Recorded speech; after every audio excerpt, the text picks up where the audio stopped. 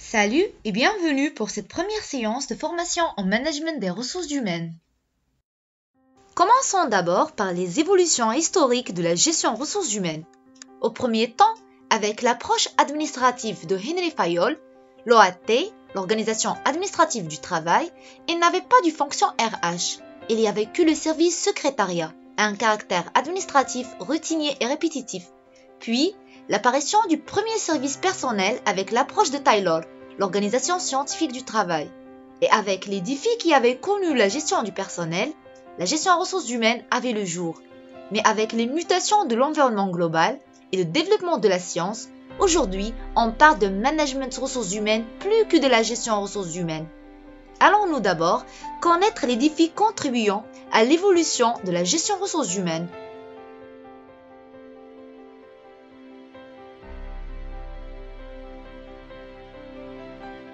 Il existe des défis technologiques, c'est-à-dire que le développement technologique exige l'entreprise d'adapter ses personnels avec ce changement, au profit d'augmenter la productivité.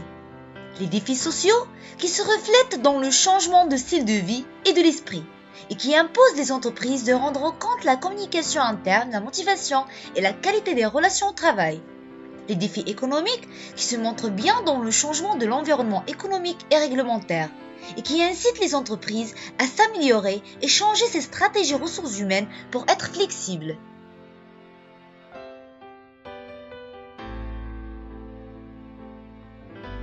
Passons maintenant à comprendre la définition de la gestion du personnel, la gestion des ressources humaines et le management des ressources humaines.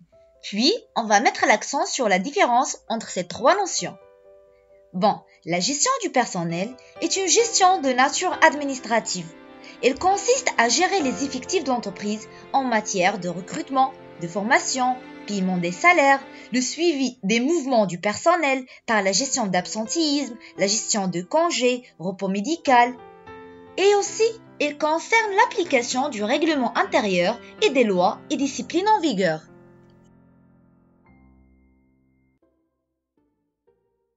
La gestion des ressources humaines est la version avancée de la gestion du personnel. Elle entraîne des modifications d'amélioration tout en préservant les acquis de la gestion du personnel. Alors, la gestion des ressources humaines rassemble entre les activités administratives et les activités de développement des ressources humaines. Et on peut la définir comme étant un ensemble de pratiques mises en œuvre pour administrer, mobiliser et développer les ressources humaines impliquées dans l'activité d'une organisation, afin de réaliser les objectifs de l'entreprise d'une façon efficace.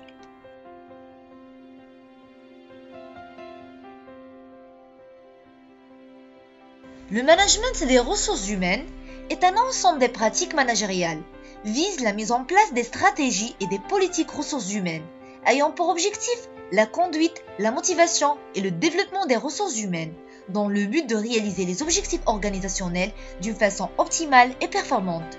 Le management des ressources humaines est une extension de la gestion des ressources humaines, tout en éliminant les faiblesses de la gestion des ressources humaines.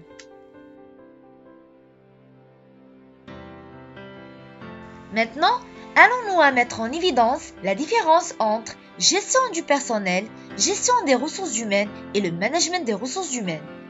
La gestion du personnel est une gestion administrative et la gestion des ressources humaines est une gestion administrative et une gestion de développement ressources humaines, tandis que le management des ressources humaines est une gestion administrative et de développement ressources humaines. Plus, il instaure le dialogue social, la communication interne et externe et il veille à améliorer les conditions de travail.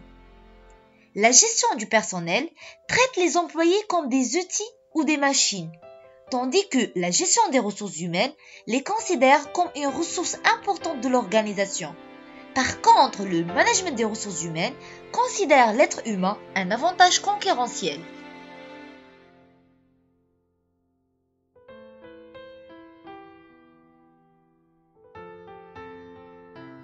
La gestion du personnel envisage les ressources humaines comme un coût à optimiser, pendant que la gestion des ressources humaines voit qu'elles sont un coût et un atout à préserver, tandis que le management des ressources humaines les considère comme une sorte d'investissement et leur coût est amortissable.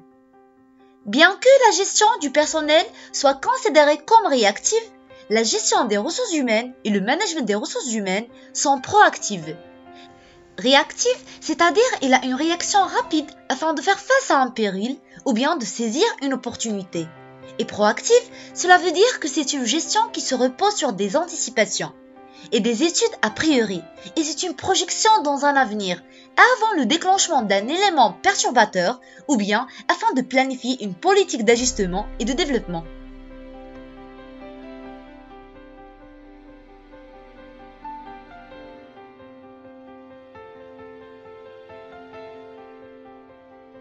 On peut également rencontrer des différences dans les aspects motivationnels.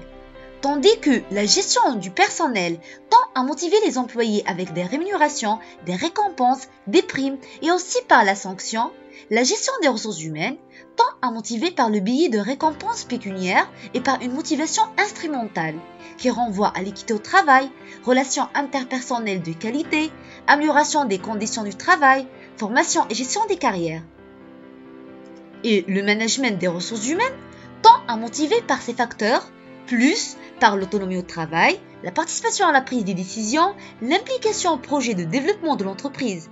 Et cela renforce le sentiment de reconnaissance et d'appartenance à l'entreprise et incite à la productivité. En outre, le management des ressources humaines aligne les objectifs individuels avec les objectifs organisationnels.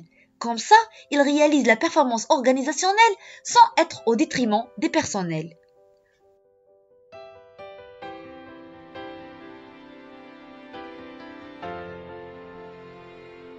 Autre différence, c'est que la gestion du personnel est une gestion traditionnelle avec des tâches divisées, spécialisées et répétitives.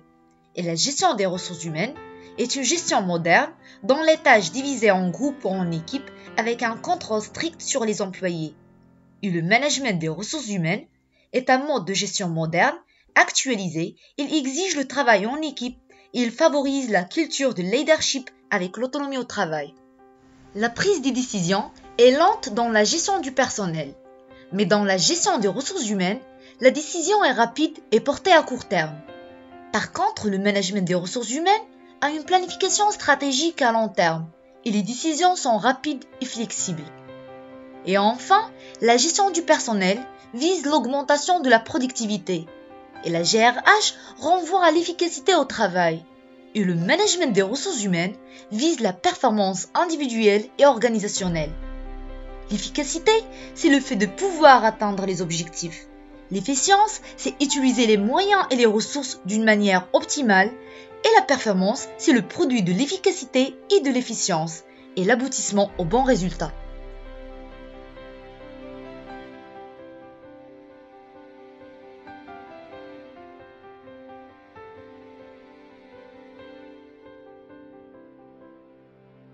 Bon, dans cette partie, je vais expliquer la différence entre la fonction ressources humaines et le service ressources humaines, et entre le service ressources humaines et le département ressources humaines. La fonction ressources humaines naît en même temps que l'organisation, dès que le promoteur de l'entreprise décide d'embaucher une personne pour l'aider. Et le service ressources humaines est le choix de l'entreprise de l'avoir en nom. Alors, avec les effectifs, la GRH devient difficile. En effet, il est nécessaire de l'intégrer à son organigramme. Le service ressources humaines est rattaché à la direction générale et géré par un chef du service ou bien un responsable ressources humaines ou une responsable ressources humaines. Et avec l'accroissement du nombre des travailleurs et les activités de la fonction RH, l'entreprise peut prendre la décision de transformer le service ressources humaines en département ressources humaines, géré par un directeur ressources humaines, responsable ressources humaines et un assistant RH, ou bien géré par un directeur ressources humaines, responsable de recrutement, responsable chargé de formation, gestionnaire de carrière et mobilité, etc. Bon, l'organigramme du département est selon la taille et les activités de l'entreprise. Et donc, chaque entreprise a son propre organigramme.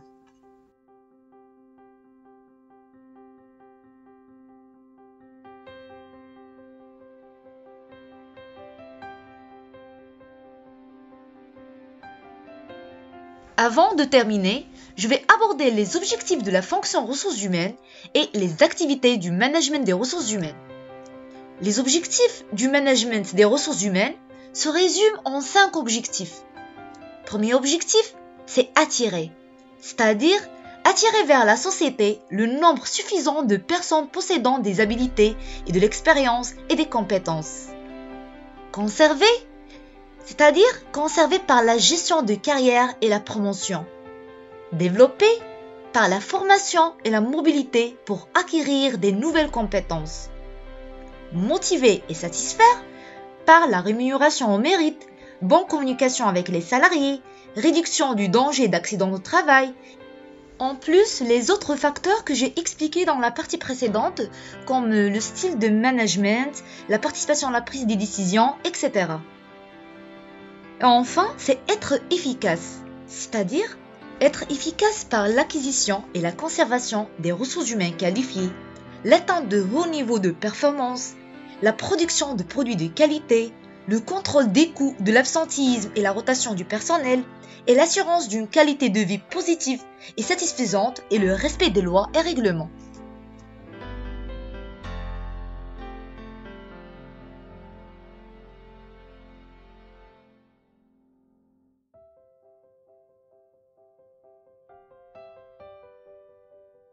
Abordons maintenant les activités du management des ressources humaines. Il y a des activités de base, des activités mobilisatrices et des activités d'équilibre et de rééquilibre. Les activités de base, comme l'analyse de poste, classification des emplois, recrutement, rémunération, formation, gestion des carrières, évaluation de performance et la gestion prévisionnelle des emplois et des compétences. Et les activités mobilisatrices, comme communication, motivation, leadership, santé et sécurité au travail et les aspects juridiques. Et pour les activités d'équilibre, c'est comme la gestion de l'équité, gestion des emplois et gestion du stress. Et les activités de rééquilibre, telles que la gestion du temps, de la discipline et des conflits.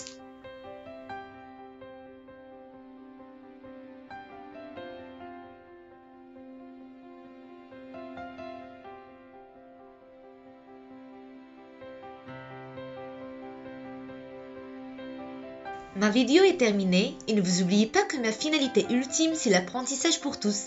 Et n'hésitez pas à s'abonner à ma chaîne. À bientôt!